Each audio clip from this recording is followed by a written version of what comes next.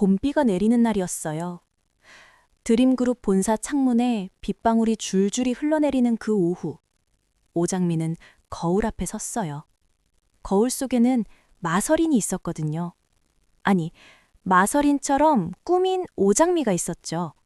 립스틱 색깔도, 귀에 건 귀걸이도, 어깨 위로 떨어지는 머리카락 한 올의 위치까지 전부 마설인이었어요. 근데 눈빛만은 달랐어요. 마설인의 눈빛엔 언제나 서늘한 도도함이 있었는데 오장미의 눈빛엔 그 안쪽 어딘가에 뜨거운 게 살아있었거든요. 분노인지 슬픔인지 아니면 반드시 끝내고야 말겠다는 결의인지 오장미 본인도 딱 잘라 말할 수 없는 그런 불꽃이요. 오장미는 거울을 향해 조용히 중얼거렸어요. 조금만 더야. 조금만 더. 그 말이 누구를 향한 건지, 거울 속 자신을 향한 건지, 병원 침대에 누워있는 진짜 마설인을 향한 건지 아무도 몰랐어요. 그때까지만 해도요. 75회는 아주 작은 것에서 시작됐어요. 서클렌즈 케이스였거든요. 채화영 집안 안방 욕실 서랍 안에서 양금순이 우연히 발견한 거예요.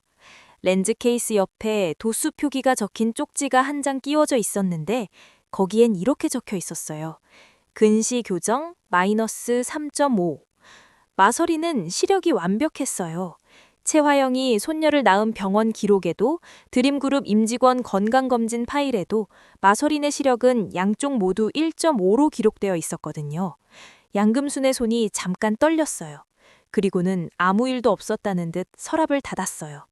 오장미한테 이 사실을 전해야 했으니까요. 한편 채화영은 그날 오전부터 기분이 굉장히 나빴어요. 강준호가 어젯밤 자기 앞에서 한 말이 자꾸 머릿속을 맴돌았거든요. 마설인이 친딸이 아니라는 사실이 드러나던 그 순간, 강준호의 차갑고 단단한 눈빛이요. 자신이 30년 가까이 공들여 쌓아온 답이 삐걱대기 시작한 소리. 채화영은 그걸 본능적으로 들을 수 있는 사람이었어요. 채화영이 이강혁을 불렀어요. 강준호 동선, 오늘 하루 전부 보고해.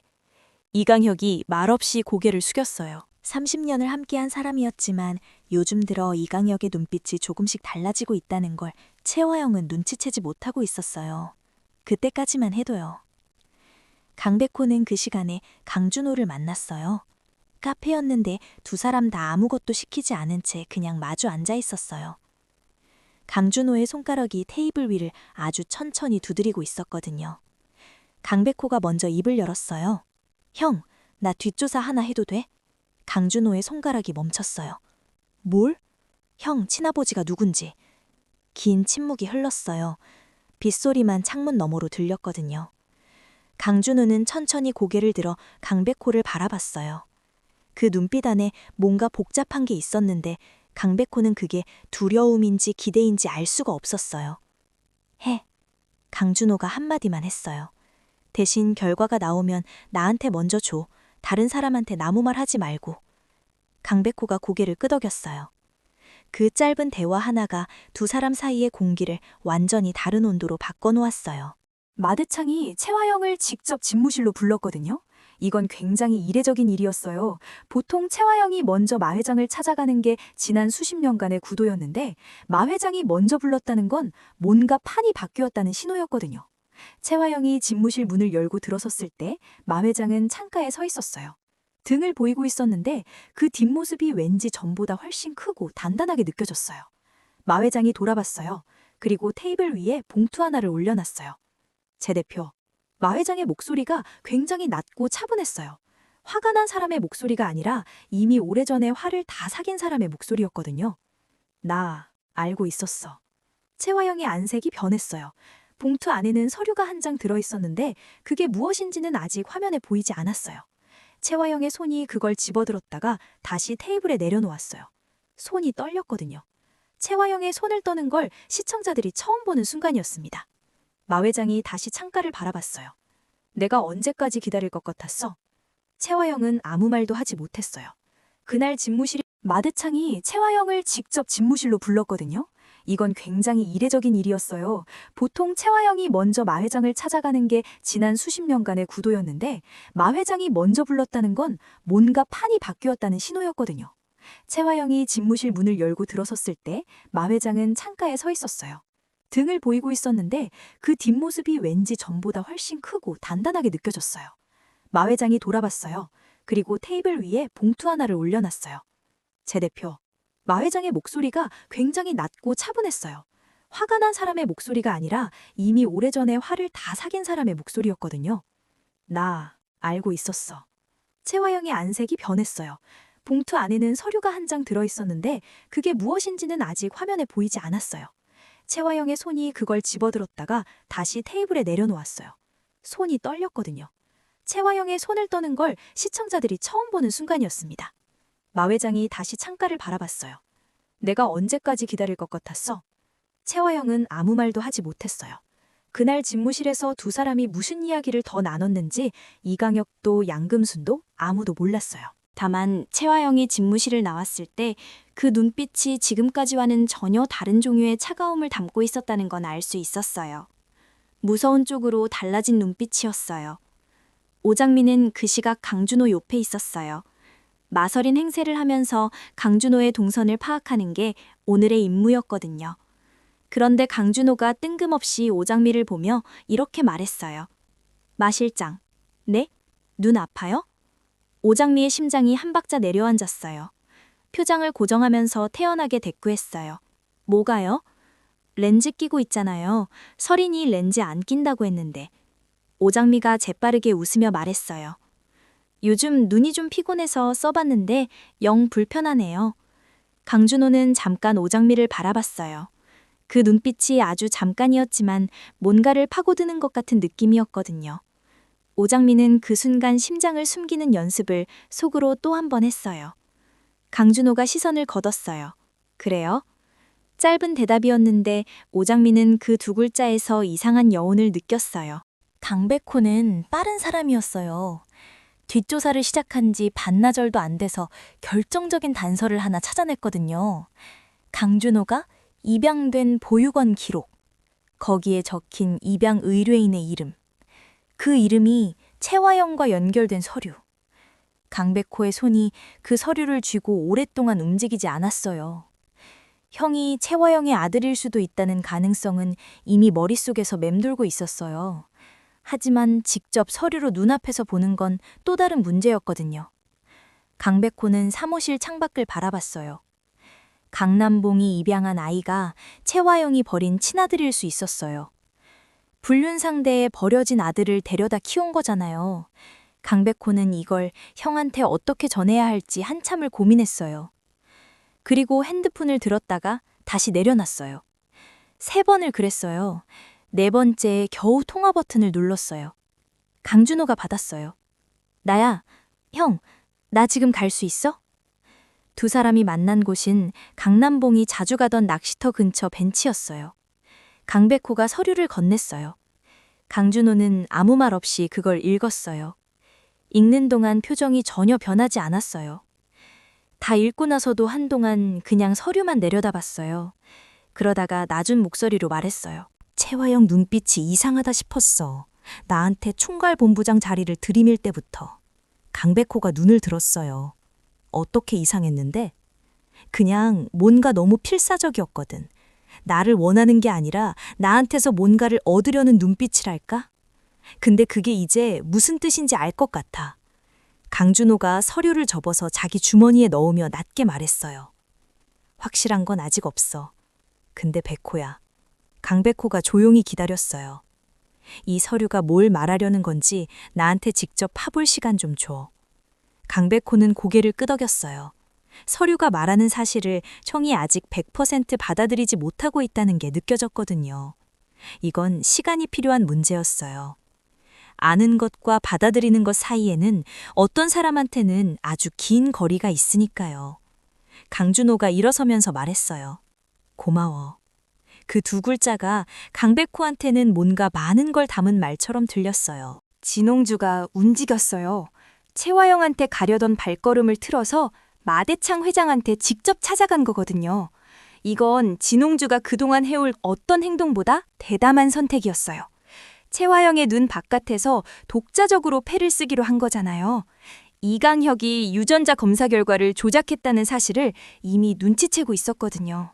그렇다면 진짜 결과를 쥐고 있는 사람한테 직접 가는 게 맞다고 진홍주는 판단한 거예요. 마 회장 집무실 앞에서 한 번 망설였어요. 그리고 문을 두드렸어요. 근데 이상했어요. 노크를 하기도 전에 안에서 먼저 목소리가 났거든요. 들어와요. 진홍주가 문을 열었을 때 마 회장은 이미 소파에 앉아서 진홍주 쪽을 바라보고 있었어요. 마치 기다리고 있었다는 듯이요. 테이블 위에는 차가 2잔 놓여 있었어요. 진홍주의 발이 잠깐 멈췄어요. 마 회장이 조용히 말했어요. 앉아요. 할 말 있어서 온 거잖아요. 진홍주는 천천히 자리에 앉으면서 깨달았어요. 자기가 마 회장을 찾아온 게 아니었어요. 마 회장이 진홍주가 올 걸 알고 있었던 거거든요. 진홍주가 말했어요. 회장님, 마서린 실장님이 진짜 마서린이 아닐 수도 있어요. 마 회장이 찻잔을 들며 말했어요. 채아영이랑 짜고 드림을 갖겠다고? 어림도 없어. 내가 절대 그렇게 두고 보지 않을 거야. 그건 진홍주가 꺼낸 말에 대한 대답이 아니었어요. 이미 마 회장 혼자서 오래전부터 해온 말이었거든요. 진홍주는 그 말의 무게를 받아내면서 자신이 아주 거대한 판 위에 올라탔다는 걸 느꼈어요. 내려올 수 없는 판이요. 마 회장과 진홍주가 나눈 대화는 오장미한테도 강백호한테도 전달되지 않았어요. 그 방 안에서 무슨 이야기가 오갔는지 아무도 몰랐거든요. 다만 진홍주가 그 집무실에서 나왔을 때 뭔가 굉장히 복잡한 표정을 하고 있었어요. 기뻐야 하는데 겁이 나는 사람의 표정이었거든요. 채아영이 그 장면을 봤어요. 마 회장 집무실에서 나오는 진홍주를. 76회의 시작은 채화영의 공격이었어요. 진홍주가 마 회장을 만났다는 사실을 확인한 채화영은 더 이상 기다리지 않았어요. 이강혁을 불러서 짧게 지시했거든요. 진홍주 정리해. 이강혁의 눈빛이 흔들렸어요. 그 흔들림을 채화영은 놓쳤어요. 네. 이강혁이 대답하고 나갔어요. 복도 끝에서 이강혁의 발이 멈췄어요. 30년이었어요. 채화영 곁에서 30년을 보냈어요. 그 30년 동안 이강혁이 손쓴 일들이 머릿속을 빠르게 지나갔어요. 정숙희 살해 시도, 오장미를 차로 밀려 했던 일, 오복길이 쓰러지는 걸 보고 119를 누르지 않은 그 밤. 이강혁은 핸드폰을 꺼냈어요. 오래 들여다봤어요. 그리고 다시 주머니에 넣었어요. 아직은 아니었어요. 30년이라는 시간은 하루아침에 방향을 트는 게 허락되지 않는 무게였거든요.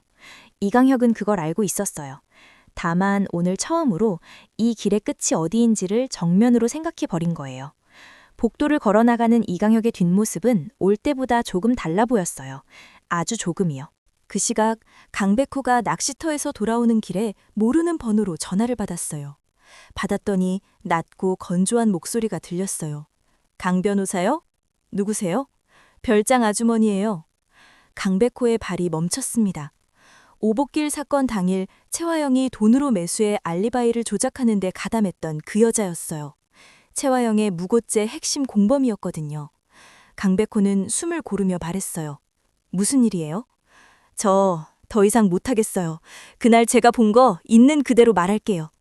전화기 너머로 아주머니의 목소리가 떨리고 있었어요. 겁에 질린 떨림이었는데 그 안에 오래 참아온 무언가가 섞여 있었어요. 강백호는 천천히 말했어요. 지금 어디 있어요?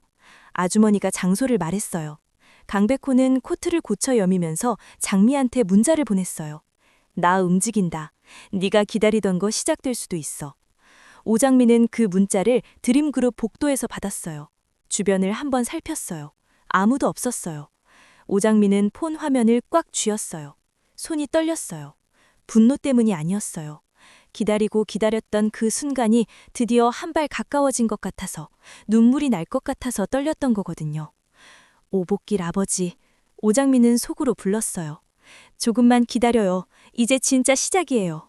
그날 저녁, 채화영 집에서는 이상한 일이 있었어요. 마 회장이 저녁 식사를 함께 하자고 채화영을 불렀거든요. 두 사람이 마주 앉아 밥을 먹는 동안 아무 말도 없었어요. 수저 소리만 조용히 났어요. 밥이 거의 끝날 무렵 마 회장이 물컵을 내려놓으며 말했어요. 제 대표, 네, 아버님. 서린이 그 아이, 어릴 때부터 이상하게 나를 닮았더라고.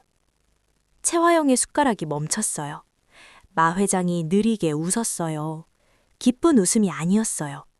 수십 년을 기다린 사람의 아주 지친 웃음이었거든요. 이제 슬슬 끝내야 하지 않겠어요? 채화영은 그날 밤 한숨도 자지 못했어요. 마 회장이 무엇을 알고 있는지, 어디까지 알고 있는지, 그 봉투 안에 든 서류가 정말 무엇인지, 그리고 복도에서 잠시 멈췄던 이강혁의 뒷모습이 왜 자꾸 머릿속에 걸리는지 아무것도 알 수 없었어요. 채화영이 처음으로 자신이 쌓아온 이 세계의 균열을 눈으로 똑바로 보게 된 밤이었어요. 그게 끝의 시작이라는 걸 채화영 혼자만 아직 모르고 있었습니다.